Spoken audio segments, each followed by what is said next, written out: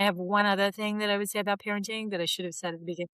I will ameliorate you on the parenting, and that is, especially when they're teens, but even preteens, um, their mental health, prioritizing their mental and emotional stability really should always be the number one thing, and that goes in, I think, a little bit to the pushing them to do things. But I have seen this quite a bit, particularly because my friends, our kids were teens during the pandemic, young teens when the pandemic started.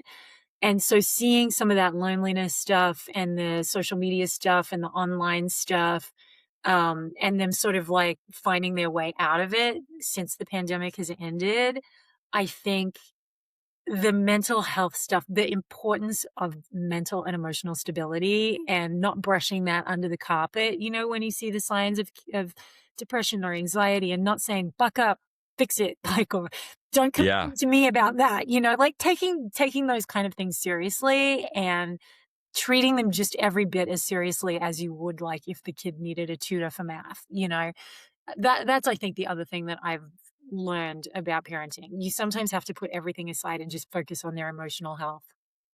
What does it mean practically? Like, okay, yes, I buy into that 100. And so Yeah, I mean, so what it how do I do practically that? might mean is like that maybe they can't go right to college. Maybe the pressure of school and like, sort of competing and performing through high school is enough and they need a break, a gap year or something before they go to college. That is like I think increasingly parents are realizing sometimes it's taking a step back from a lot of parents when they have a smart kid will push them to do all of the hardest classes, the most impressive classes, all of the APs. If that's affecting their mental health and they're not coping, you got to take the pressure off. Mm, Look, let's lessen your class load. You can't, we're not going to push just for the right to be able to say my kid did 12 APs or whatever. I think that's what it looks like practically. It also looks like sometimes getting them a therapist, letting them sometimes helping them have time off, letting them quit things that are making them feel bad, which can also feel against your, nature as a parent, don't be a quitter, but sometimes that's the right answer. channeling, uh, a boomer, how do you toughen kids up if you allow them to quit, if you allow them to not finish something, if you don't push them to excel? When I was your age, I walked up both ways, no shoes, Yeah. hills, blah, blah, Yeah. blah, in the snow. I know, it's interesting. I mean, to me, that can be very counterproductive. I mean, to me, the most important thing with parenting is, and you're starting right at the very beginning with your kids, is getting to know who they are.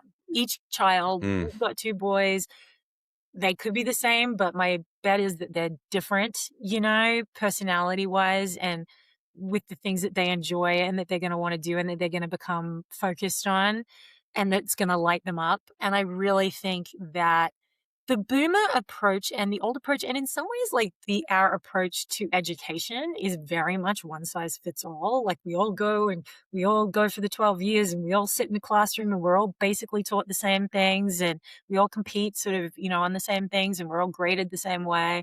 It's all very standardized.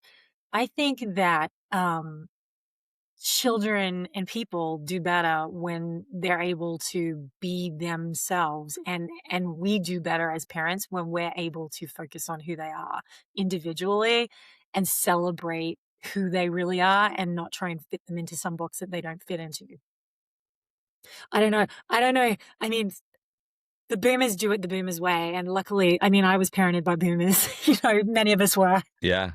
I agree with you, but there's also nuance where I think what you said about getting to know your kid could be the most important because some kids need to be pushed. Some kids, you got to throttle them back. And you can only know that if you know your kid. If you slow down, And you you pull listen. your head out of your work and your to do list and focus and treat them like your number one priority. Like real human beings who actually know what they feel and what they think and what they want,